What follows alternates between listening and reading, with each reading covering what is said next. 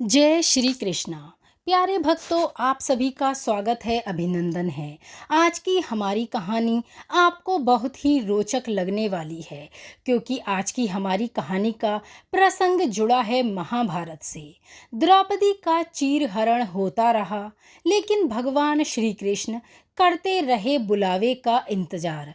आखिर क्या वजह थी? भगवान तो सर्व अंतर्यामी हैं और वे जानते थे कि द्रौपदी का चीरहरण होने वाला है, तो उन्होंने इस घटना को पहले से ही क्यों नहीं रोका। चलिए आइए जानते हैं श्री कृष्ण द्वारा वर्णित इस घटना की पूरी जानकारी को।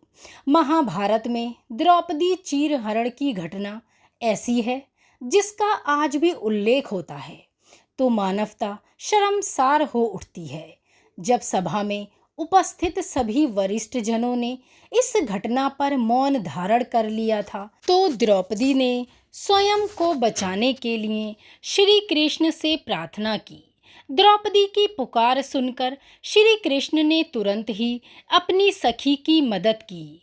अब लेकिन आपके मन में यह प्रश्न अवश्य आता होगा, आखिर श्री कृष्ण ने खुद को पुकारे जाने का इंतजार क्यों किया? उद्धव गीता के अनुसार इसकी वजह हम जानते हैं। महाभारत को न्याय और अन्याय के बीच रक्त रंजित युद्ध माना जाता है। कौरवों ने पांडव बंधुओं पर अनगिनत अत्याचार किए, लेकिन इन अत्याचारों की पराकाष्ठा थी द्रौपदी का चीरहरण। जब भी द्रौपदी के चीरहरण का उल्लेख किया जाता है, तो इसे नारी के विरुद्ध सबसे क्रूर अपराधों में से एक माना जाता है। द्रौपदी के चीरहरण की निंदनीय घटना के बाद श्री कृष्ण ने पांडवों को न्याय प्राप्त करने के लिए युद्ध का मार्ग दिखाया। श्री कृष्ण ने युधिष्ठिर, अर्जुन, भीम, नकुल और सहदेव को युद्ध की अनिवार्यता समझाते हुए कहा था, अब युद्ध का प्रश्न केवल संपत्ति, राज्य या फिर अधिकारों तक सीमित नहीं रह गया है, बल्कि अब प्रश्न नारी अस्मिता और मनुष्य के प्रति हिंसक व्यवहार का भी है। इस अपमान का प्रतिशोध युगों युगों तक एक सबक की तरह स्मरण किया जाएगा। इसीलिए युद्ध करो। पार्थ। श्री कृष्ण के मार्गदर्शन के बाद पांडव द्रौपदी के चीरहरण का प्रतिशोध लेने के लिए कुरुक्षेत्र की रणभूमि में पहुंचे। लेकिन क्या आप जानते हैं कि जब द्रौपदी का चीरहरण हो रहा था, तो श्री कृष्ण शुरुआत में ही क्यों नहीं आए? श्री कृष्ण ने द्रौपदी के बुलाने का इंतजार क्यों किया? महाभारत में जब ध्रुत क्रीड़ा में पांडव कौरवों से सब कुछ हार चुके थे, जब उनके पास दांव पर लगाने के लिए कुछ नहीं रहा, तो युधिष्ठिर ने शकुनी और दुर्योधन के उकसावे में आकर द्रौपदी को ही दांव पर लगा दिया। दुर्योधन के आदेश पर दुशासन द्रौपदी के बाल पकड़कर उसे घसीटते हुए सभा में लेकर आया। द्रौपदी का अपमान होते देखकर सभा में बैठे किसी भी वरिष्ठ जन ने इसका विरोध नहीं किया। उन्हें ऐसा लगता था मानो सभी का विवेक मरने के साथ संवेदनाएं भी मर चुकी हों। द्रौपदी ने दुशासन को खुद को छुड़ाने का बहुत ही प्रयास किया, लेकिन वह हर बार विफल रही। इस दौरान द्रौपदी बारी बारी से सभी वरिष्ठ जनों से बचाए जाने की गुहार लगा रही थी, लेकिन किसी ने उसकी सहायता नहीं की थी। उद्धव गीता या उद्धव भागवत के अनुसार श्री कृष्ण के मित्र और चचेरे भाई उद्धव ने द्रौपदी चीरहरण के विषय में श्री कृष्ण से कई ज्वलंत प्रश्न किए हैं। उद्धव गीता के अनुसार श्री कृष्ण के मित्र उद्धव पूछते हैं कि हे केशव, जब हस्तिनापुर में द्रौपदी चीरहरण की इतनी बीभत्स घटना घट रही थी, तो आपने तुरंत जाकर द्रौपदी को क्यों नहीं बचाया? आपने द्रौपदी के पुकारे जाने की प्रतीक्षा क्यों की? अपने मित्र उद्धव का यह सवाल सुनकर श्री कृष्ण मंद मंद मुस्काए। महाभारत में धृतकीड़ा के समय युधिष्ठिर ने द्रौपदी को दांव पर लगा दिया और दुर्योधन की ओर से मामा शकुनी ने द्रौपदी को जीत लिया। उस समय दुशासन दुर्योधन के आदेश अनुसार द्रौपदी को बालों से पकड़कर घसीटते हुए सभा में ले आया। जब वहां द्रौपदी का अपमान हो रहा था, तब भीष्म पितामह, द्रोणाचार्य और विदुर जैसे न्यायकर्ता और महान लोग मौन रहे और सिर झुकाकर सभा में बैठे रहे। श्री कृष्ण ने उद्धव के सवालों पर मुस्कुराते हुए जवाब दिया, इस सृष्टि का नियम है कि विवेकवान व्यक्ति ही जीतता है। जो जीतने के लिए बुद्धि का प्रयोग करता है। दुर्योधन के पास धृतक्रीड़ा खेलने के लिए असीम धन था, लेकिन उसे धृतक्रीड़ा खेलने का विवेक नहीं था।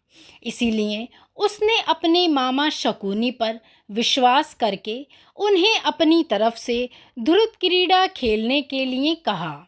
यह उसका विवेक से लिया गया निर्णय था। जबकि युधिष्ठिर सहित पांचों पांडवों को यह खेल खेलना नहीं आता था, लेकिन उन्होंने विवेक का इस्तेमाल नहीं किया और मुझे अपनी तरफ से खेलने के लिए एक बार भी नहीं कहा। धर्मराज युधिष्ठिर को यह बात पता थी कि धृतक्रीड़ा सामाजिक बुराई को बढ़ावा देने वाला खेल है, लेकिन फिर भी उन्होंने इस खेल को खेलना जारी रखा। युधिष्ठिर मुझसे इस खेल को छुपाकर रखना चाहते थे। उन्हें लगता था कि उस कमरे में उपस्थित ना होने पर मुझे कभी पता नहीं चलेगा कि राज्य को वापस प्राप्त करने के लिए उन्होंने बुराई के मार्ग को चुना है। इसीलिए उन्होंने मुझे सभा में ना बुलाए जाने तक वहां आने के लिए मना किया। युधिष्ठिर ने मुझसे वचन लिया कि मैं पांडव परिवार के बुलाए जाने पर ही सभा में आऊँगा। इसी कारण मैं सभा में नहीं गया। युधिष्ठिर ने अपने दुर्भाग्य को स्वयं ही बुलावा दिया था। द्रौपदी चीरहरण के दौरान जब दुशासन द्रौपदी को केश से घसीटकर सभा में ले जा रहा था, तो द्रौपदी ने दुशासन से जूझते रहने का पूरा प्रयास किया। द्रौपदी ने खुद को छुड़ाने का बहुत यत्न किया, लेकिन वह असफल रहीं। इसके बाद जब दुशासन द्रौपदी की साड़ी खींचने लगा, तो द्रौपदी की बुद्धि और उसका विवेक जागृत हुआ और द्रौपदी ने हरि हरि अभेयम कृष्णा अभेयम का नाम जपकर श्री कृष्ण को सभा में उपस्थित होने के लिए पुकारा। खुद को पुकारे जाने पर श्री कृष्ण ने विलंब नहीं किया और अपनी सखी को बचाने के लिए वह सभा में उपस्थित हो गए।